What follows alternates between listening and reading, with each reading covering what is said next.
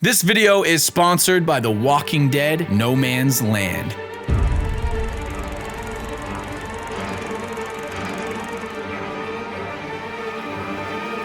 Did you know? The Walking Dead creator, Robert Kirkman, considered licensing a Walking Dead TV series long before the current show entered production. Kirkman knew a TV show would bring new interest to his graphic novels, but he never actively pursued a Walking Dead show until much later. This changed when Shawshank Redemption director Frank Darabont became interested in adapting the comics for TV. Darabont had been a fan of zombie movies ever since the release of George Romero's Night of the Living Dead. So when Darabont saw an issue of The Walking Dead on the shelf of a Burbank comic book store, it instantly caught his attention. After he read the comic, Darabont immediately pursued the rights to make a Walking Dead TV show. Darabont said, "I thought it would make a great TV show. I love the idea of an extended, ongoing, serialized, dramatic presentation set in the zombie apocalypse."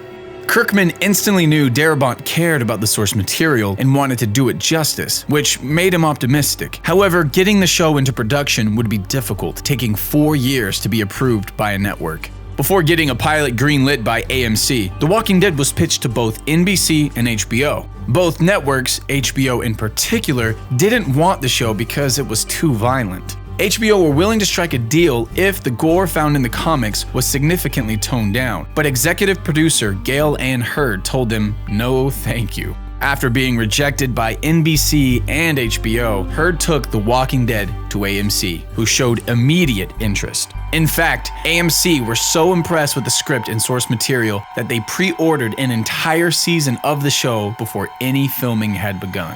Jeffrey DeMunn, the actor for Dale, asked to be killed off so that he could leave the show. DeMunn is a friend of Darabont and has played roles in several of Darabont's projects, including The Shawshank Redemption and The Green Mile. Part of the reason DeMunn signed up for The Walking Dead was to work with Darabont again, and with Darabont's departure, DeMunn was no longer interested. Dale would likely have lived much longer if it wasn't for Darabont leaving, as he survived for much longer in the comics. Another interesting behind-the-scenes detail relates to Carl Grimes. Chandler Riggs, the actor who plays Carl, has used multiple female stunt doubles. Both Emily Brobst and Savannah Wehunt performed stunts for Riggs, with Brobst being 29 at the time, over twice the age Riggs was. Interestingly, the character of Daryl wasn't meant to exist. There was only one Dixon brother planned for the show, Merle. Daryl's actor, Norman Reedus, auditioned for the role of Merle but was rejected. However, Reedus' performance left such an impression that Darabont wrote a character just for Norman to play. And although both Merle and Daryl are absent from the comics, Reedus jokingly asks Kirkman when Daryl is going to show in the comics every time he sees him. There's also a curious behind-the-scenes story about Merle Dixon. In the Season 1 episode, Guts, Merle shoots his gun from the roof of a building. Apparently, some of the bystanders didn't know it was part of a production. Pedestrians thought there was a real sniper on the roof and called the police. An actual SWAT team eventually arrived and the crew had to convince them that nothing was wrong. Another interesting tidbit is that the actress for Michonne, Denai Guerrero, wasn't cast until after Michonne's first appearance was already filmed. This is why when we first saw Michonne in the Season 2 finale, she was hooded with her face completely hidden. The Walking Dead also contained several cameos from actors and the crew, but one of these happened by accident. The Season 6 episode, Not Tomorrow Yet, has a scene with 3 severed heads. The head on the right was actually made from the mold of Johnny Depp's head. The show's executive producer Greg Nicotero told Entertainment Weekly, "One of the other heads, I don't know if I'm going to get in trouble if I say this, was Johnny Depp. I think we had a sculpted and emaciated version of a dummy head for something, and we used Johnny Depp's head as a basis just for a clay sculpt."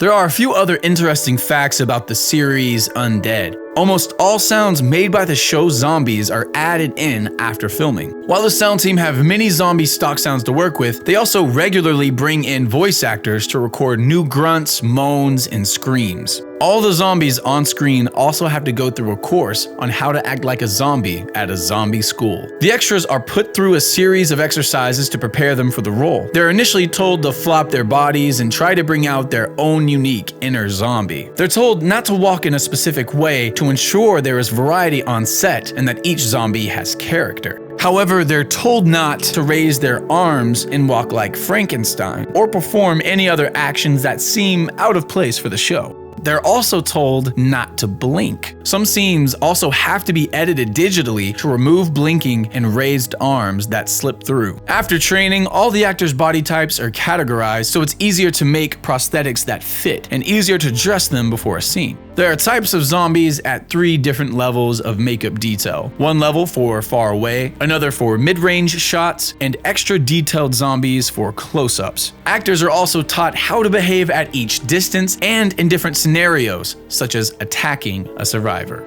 If you're watching this video, you're probably a fan of The Walking Dead. If so, consider downloading the official mobile game for the show, The Walking Dead: No Man's Land. The game lets players recruit familiar faces from the show like Rick, Daryl, Glenn, and Morgan, and play through various missions inspired by the show. The game also gives out plenty of equipment to find or upgrade to help strategize and defeat hordes of walkers. And as a gift to our viewers, everyone who downloads the game before September 30th, 2017 will get a special reward. They'll unlock Negan, who will be playable for free. The game's version 2.7 update also includes a new challenge mode called The Distance, where difficult levels get even tougher with each new mission. The update also includes a crafting system. This system allows the players to make badges from components, which will give the players certain upgrades. You can download the game with an unlocked Negan for free on the iOS App Store or Google Play right now, or click the link in the description below. And if you want more TV trivia, check out our video on Rick and Morty. And if you've happened to make it this far in the video and you care about who I am, go watch some of my stuff as well. I love you. Thanks for watching.